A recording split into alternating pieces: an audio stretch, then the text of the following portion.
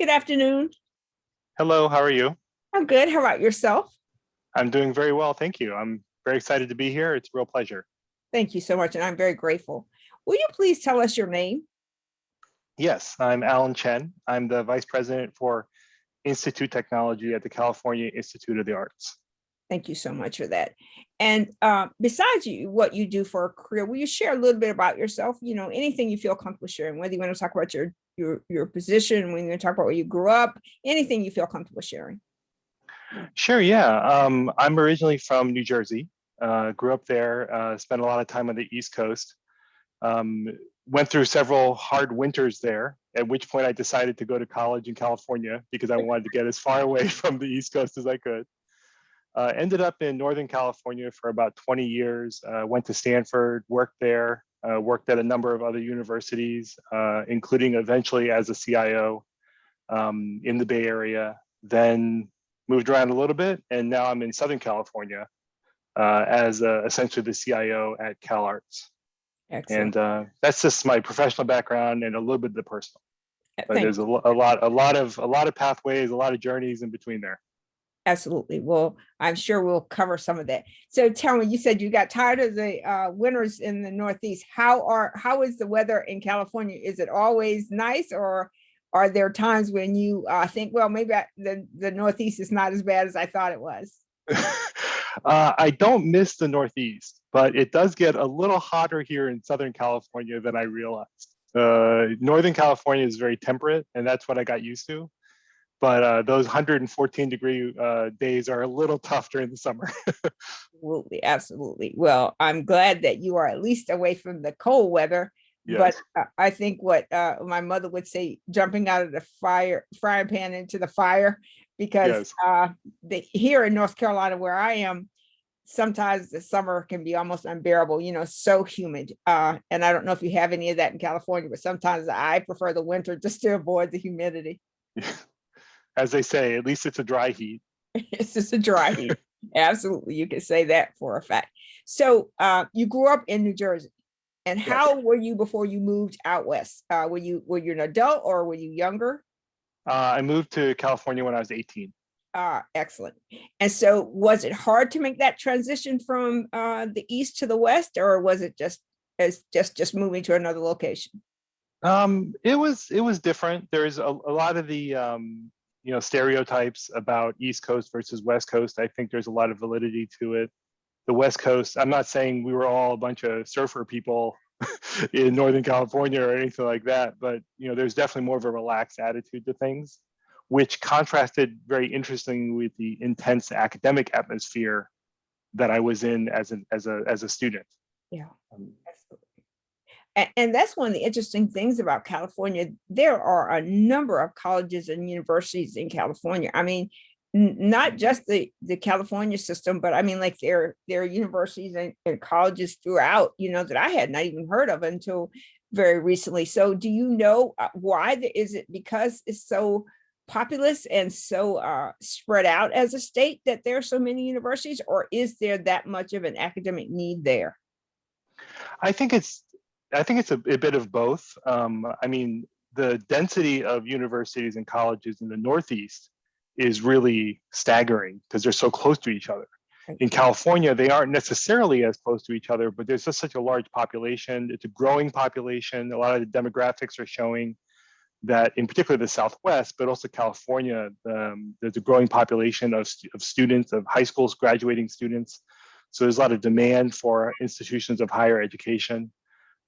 But I do also think there's a lot of other factors that contribute. But there's a lot of institutions in California of many types, as you've indicated, from state to small private. Absolutely. And so will you tell us a little bit about Stanford? So you went there for your undergraduate. What was the best thing and the worst thing about going to Stanford? Well, the best thing I think was that it offered so many opportunities for different things, and they help you along that journey. So, for instance, Stanford has. I lived in Stanford has a number of theme houses in their residences, Mhm. and I lived in actually the African American ethnic theme house as a freshman. So this was a significant cultural exposure for me, coming from a predominantly white and Asian community in New Jersey. So they've presented to me this opportunity that was put forth to me. I didn't have to reach out and find it. I didn't have to go hunt down someone to show me information. This was a cultural experience that Stanford gave to me that I was able to grow from and mature and hopefully learn several things about myself. One of the tougher things about Stanford was, along with the academic environment itself, was it's the ivory tower. They talk about higher ed being this kind of weird environment unto its isolated environment unto itself, and then you're in Silicon Valley, which is even weirder. So you're pulled very far away from reality at a place like in the Bay Area in general, and at Stanford. Not to take away from the experience I had there, but it's very surreal when you go to the real world from a place like Stanford. Absolutely, and I can understand that completely. So tell me about your university. So what is your area, the university's area of expertise, and what type of students do you attract? So we're an institute of art. So we are both a creative art, like animation. We're actually very heavy on animation. We have strong connections to Disney. We were founded by Walt and Roy Disney. So we have very strong connections with the Disney company, with Pixar, with Warner Animation, et cetera. But we're also a performing arts institute, so dance, theater, et cetera. So there's a lot of the types of students we get. It's the students we have are so wildly creative. It's inspiring and motivating. They're always doing something incredible, even in this distance learning environment we're in right now, where everyone's doing everything over Zoom. The type of stuff they're creating, despite these challenges, is just fascinating and inspiring, and it's a really exciting place to be. That's wonderful. That's absolutely wonderful. Very, very, very good to hear. So, and does that mean you attract more male, more female, more Black, brown, Asian? Or is it across the board? Some of everybody comes. It's a pretty balanced institute in terms of both ethnicities, international versus American, male, female, because it's about the strength of your portfolio. Uh-huh. More than, so it's the work you've actually created, rather than your socioeconomic background, et cetera. This doesn't mean that we don't have any inequities in our student population. We're not perfect in that regard, but we have a very diverse student population. That's excellent. So I want to ask you a question. So you are the CIO. Yes. So what is the biggest challenge you face in this pandemic and as a whole with being in academia? What are some of the challenges that you face that, and I think it would probably be pretty much unique in the fact that you're in California, but not so, just considering that we're all in this same kind of space in terms of the pandemic and trying to figure out how to motivate our students and motivate ourselves. You're always on Zoom, but what are the challenges that you face in your career? In my career, or in terms of this current environment now? Your current position. Oh, right. Okay. Well, obviously the big challenge. So I am very much from the academic instructional technology side of the house. So I was not a network engineer. I was not a system administrator. I worked in academic computing and working with faculty and students from very early on in my career. So to me, I think about, how do you teach something like dance remotely? How do you interact with students? CalArts is very much about networking. It's about meeting your future employer. It's about having a portfolio day with Pixar. So how do you do that when you cannot meet in person? That's very tough. And then for me as a CIO, I've always been about enabling and facilitating. So how can I be an enabler and facilitator for that kind of interaction when you cannot meet in person? So it all kind of comes together as a large puzzle to solve. So to me the biggest challenge is trying to figure out how to make that whole puzzle work together. We're also a small, I mean, from a practical standpoint, we're a small shop with very independent schools. So the School of Film Video, the School of Art, they're all very independent. So how do we manage essentially a centralized IT within a very decentralized institution? Yes. So that's a much more practical challenge, but that's also from a CIO perspective, how do I lead an organization like that? Yeah, excellent. And so how do you plan to, well, how did you and how do you plan to handle the fact that many students are remote and they're, from what I understand from our various sources, that a lot of students are not interested in coming back to in-person classes. Now, I don't know if that's true in the art school world, but how do you manage that? What resources do you have to provide to teach dance online or whatever the more lab or at least in-person learning? What tools do you use and how does that turn out? Did you find success or there's still struggles? We saw, unfortunately, a pretty strong negative reaction to being online from our student population. Students deferred, took leave of absence, that kind of thing. Enough to be concerned, as you say, about what is the future of not just the Institute of Art, not just Cal Arts, but what about institutions of higher ed in general, of this type, where there is a heavy, as you described it, lab, but just a heavy in-person component. What is the future of that? So we did see a very strong reaction to that. Now, we are very hopeful about being on premise again in the fall, not just because, nationally, of course, restrictions are loosening, but LA County in particular is being very conscientious, very responsible about its response to changing conditions.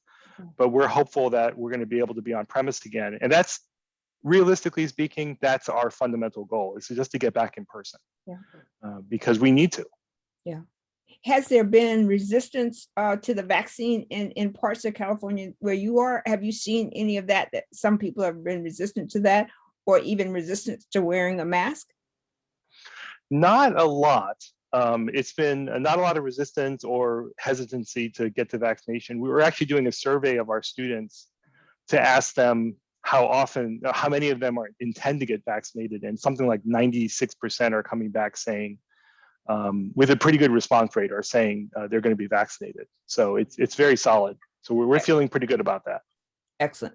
As you probably have heard around the world, I think I read somewhere that somewhere between 60% of the population is considering the vaccine and wore a mask when asked, but then there are some that are resistant. And that's true in my communities and brown communities that people have been resistant to that for various reasons. And you know that, historically we've had healthcare for Black communities specifically not being one of the best services. So here you come up with this vaccine to treat this disease, which has really run havoc in these communities. And then people are being resistant to it because they feel like they don't know enough. And then you have so much ambiguous information coming at you from so many different sources. You're not CDC, the federal government, all these different people, and people aren't sure what to make of it. And the way the message is often packaged, it's not always clear what the intent of is the message or the source that they're trying to give you. So let me ask you this. So during this pandemic, we have seen a lot of challenges in our communities. And I mean, in communities across all spectrums, but a lot of challenges. One of the things that was really interesting, and it hit me really hard, is that we had a leader define this pandemic as the China virus. And, I have friends and associates across the entire world, and a lot of my Chinese friends would call me up and say, how do you feel about this? And I mean, at first, the first thing is disgust and shock, but then the next thing is, it's like, what person feels comfortable saying something like that? Like, how do you come to the formation of that in your brain that you could say, well, it's the China virus? Did you and any of your community have that same response or have some kind of response that left you kind of puzzled or quizzical about what you heard? Oh, absolutely. It was, and this, so speaking personally, I felt, I both felt the reaction from others towards me as an Asian and specifically a Chinese person. I, both kind of philosophically as well as physically, people calling me names, using terms like the Kung flu. That happened, and certainly it was, yeah, it was really was a combination of being puzzled as to why would someone use these terms and why would people associate, and certainly we have a long history of discrimination against many different populations for many different variables Right. in this country, and so on the one hand I can understand where this comes from, especially when you have a leader that is saying these terms. But at the same time, I was puzzled, but also shocked at how many of my neighbors in my community here in progressive liberal California, which of course is way too big of a generalization, but it's that sensation you get using terminology like that as well, and it was very shocking. Absolutely. And very painful too. I think that's, growing up Black, the N word was bantered around so much around me. I almost became, numb to it. It didn't bother me, but I would think that, here we sit in the 21st century where technology is driving us at the speed of light, and we're still holding on to these antiquated ideas about race and ethnicity and gender and sexual preferences that are just absolutely insane to me. So I think that a part of that, though, is maybe we need to scapegoat things. Maybe we need to find someone to blame for something, and instead of taking any responsibility ourselves, we can just deflect that to someone else. So and I think another one, and I'm sure you've heard this. I growing up Black and poor, I was told that all Black people look alike, and then a lot of my Asian friends would say that they get the same thing. Somebody thinks that all Chinese, Japanese, Vietnamese, Philippines, all look alike. And I sit back and shake my head like, how does someone arrive at this kind of logic that this is the case? So I imagine that even if you were not Chinese, all people of Asian descent probably got lumped into that bundle of negativity from people thinking about how this pandemic came to be. Yes. Yeah. And that leads me to my next question is and I don't know whether if it was as prevalent at the very onset of the pandemic as it seems to be now, but this violence toward Asian people. Have you had any experience with that? And if so, what do you think is the cause, and what do you think people hope to accomplish by doing this? Do you have any thoughts about that? Well, again, as far as personal experience, even as I've been called names and confronted as well, so it hasn't escalated to someone throwing something at me or violence in general, whether big or small. But there was one occasion when I felt I had to walk away and get out of a situation, again not in my neighborhood, but in my city here, right, where I felt I had to get away. So, and I still think about that, and I still feel my emotions are still very raw about that, because it was such a strong reaction to that. I'm not sure I think as far as what kind of motivates that, what kind of causes that, I think part of it is just the sense of the other, right? There's always some other group, and that we want to blame the other for something. And the coronavirus and everything is so prominent right now. There's this desire to blame Asian Americans all lumped together for this as that other. right. And it's been quite astounding. And yeah, it's been shocking in many ways. And painful. Just incredibly painful, because to look at it, I'm not Asian, but I will just tell you, my heart hurts for my friends and my colleagues and people who are very near and dear to me, to think that this is something that we've managed to stoop to again, because we find the bottom of everything that we can. And as I tell people, these are not diversity chats, but diversity almost inevitably comes up, and it might be just a defect of Rochelle. But I often think that, like, we have got to find some way to see each other as just humans, as opposed to these other labels. And I do not like labels for that very intent, because they do a good job of separating and segregating people and then allowing them to be vulnerable, right? So if I can highlight all Asian people and blame them for the virus, as opposed to thinking about it in a more in a much broader sense. So if you didn't travel from point A to point B, Mhm. the virus might not be where it is, but our travel and our interaction, which is great, right? We want that. But the problem is, it's just not, you can't just say, well, this is China, because if it was China virus, or the pandemic was somehow definitely just a Chinese thing, it would still be in China. But it's all over the world because we move about, we have interactions. And so it's quite possible someone from another ethnic group could have brought the virus out of China, or if it really originated there, because I have a lot of people tell me these conspiracy theories about these things. So I don't know what the answer is, but there's a lot there. And I want to on behalf of me and those like me, apologize. I am so sorry that this has happened to Oh, you. And I think if there's anything to be gained, is that we unite as opposed to pull apart. And it's time to unite as a people and think about each other in loving and human ways, as opposed to condemning and stereotyping in negative ways. So I share. absolutely. I Yeah. will also say, it's been eye-opening for me personally. So whenever I have to check a box saying I'm Asian, in some kind of form, I always feel a little uncomfortable because I don't identify that way. I know I'm born of Asian descent. I know ethnically I'm Asian. I'm very proud of that heritage, but I consider myself American. Right. I was born in New Jersey. I was born in this country. I was raised on, McDonald's and American TV, and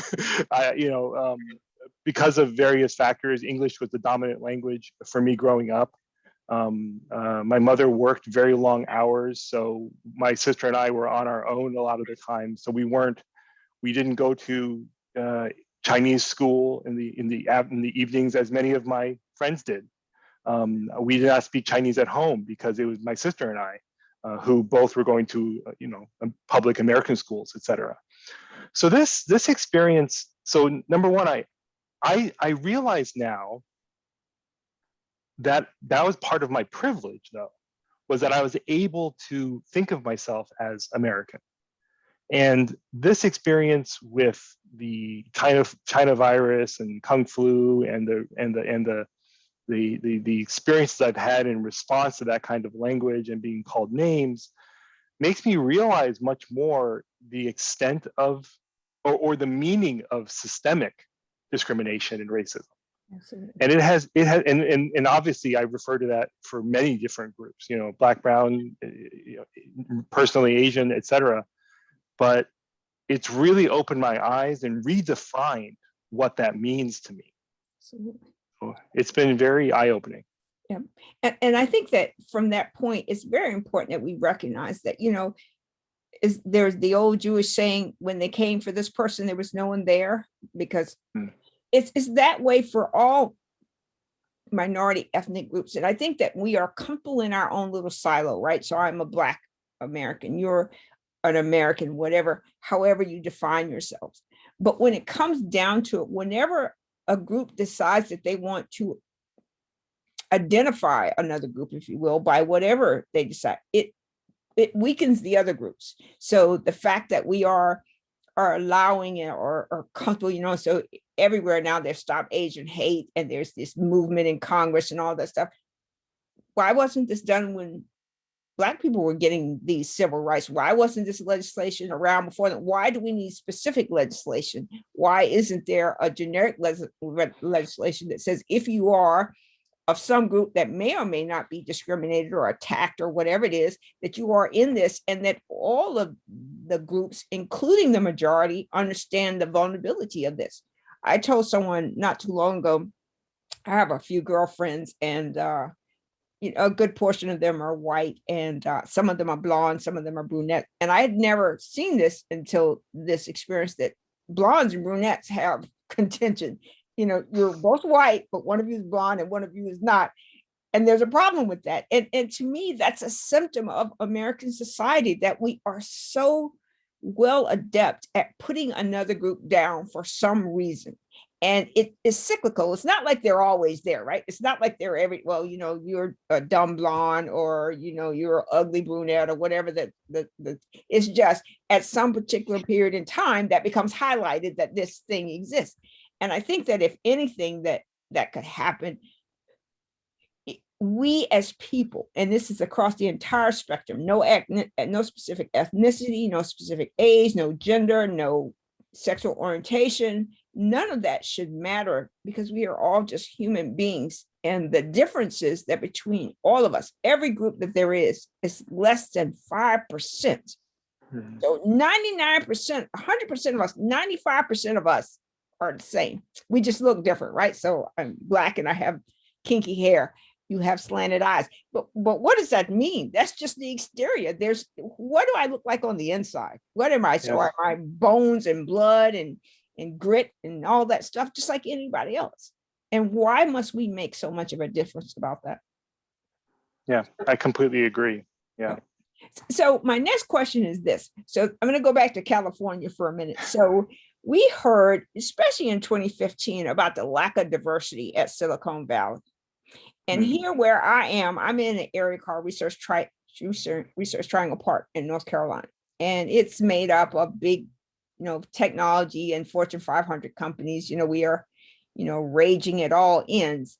And in 2015, when there was a lot of articles coming out about diversity and inclusion and all those things, we saw that Silicon Valley had such a small percentage of Black and brown people in their workforce. And that is true here in North Carolina too, although there are efforts to change it. It's like watching a slug crawl across the ground. It's like slow, painful progress. It's just not happening at any particular speed. But with all of the things that your school does, and the work with the technology companies out there, and movies and all those things, do you find that there is even diversity or lack of diversity within those organizations for Asian Americans? I'm not sure, to be honest. If I don't know the studios well enough, and I'm still relatively new to the Art Institute world to know how. Now I can say that we have a very large Asian American, or Asian actually, international student population here at Cal Arts. So we do have a pretty, and because we are have such strong connections to the studios, we are feeding a number of Asian students into the studios through their very strong portfolio work. So I would imagine that, and I want to say, and this I feel is true at Cal Arts, but I don't know how true it is when you start talking about professional careers and studios, et cetera. But because the admission system is so based on your actual work, your actual portfolio, your accomplishments, that, on your merit rather than your skin color, not that admissions are based on skin color, but you know what I mean? There's a natural tendency for less diversity. You have to make a positive practice to have a more diverse student body, et cetera. But it's so based on your merit. I would imagine that we have a pretty good diversity of with Asians in the studios, but I can't speak specifically to that. So let me tell you something I learned here where we are. So we here too we're not hurting for Asians in IT. The side of that is, though, although we may bring in, maybe 30% of the workforce is Asian, they're stuck. So they get in the door and they stay in that one job, so the opportunity to grow, to move, whatever it is. The difference, I think, between that and Black and brown communities is it's harder to get in the door. But even when we get in the door, we're just like Asian, we're stuck, right? So you're in that same job, and for whatever reasons, your activities and your work is not necessarily noted for promotion or pay or whatever the opportunity is.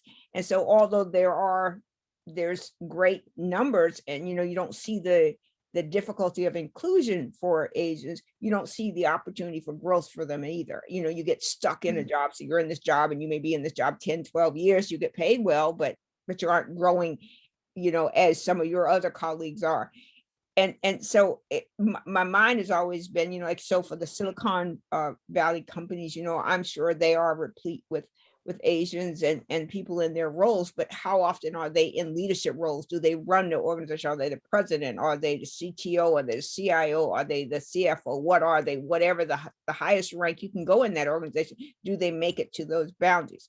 And with that said, with your career, how did you get from, you know, New Jersey to California to a CIO? Was that intentional? You know, did you make all the right moves and have all the right connections to become a CIO, or was it a matter of just happenstance, being in the right place at the right time? I think it was a combination. I did make a very purposeful effort to transition from doing operational work and managing a lab or something like that into being a manager. I knew I wanted to become a manager at some point. I knew I wanted realistically to be a CIO at some point. So I transitioned into management, working with people, managing people, et cetera, fairly early on. I expressed that interest. At the same time, I do think it has to do with being in the right place at the right time, interviewing with people who have a more open mind about what they're looking for. I was reading a recent Coupa HR article, and it indicated that in higher ed, administrators, now this is all administrators, so it's much broader, only about 3% are Asian. Now that's below the percentage of Asian population in the US. So as you say, you get kind of stuck after a certain level. You might get those entry level jobs where you first get into an organization, and that might be a prominent position, but you don't become an administrator, you don't become a director, you don't become a CIO. So I think I've been fortunate in getting my foot in the door at the right time with the right people. And if not for that, I probably wouldn't be a CIO today. Well, we have to count our blessings where we get them, right? Yes.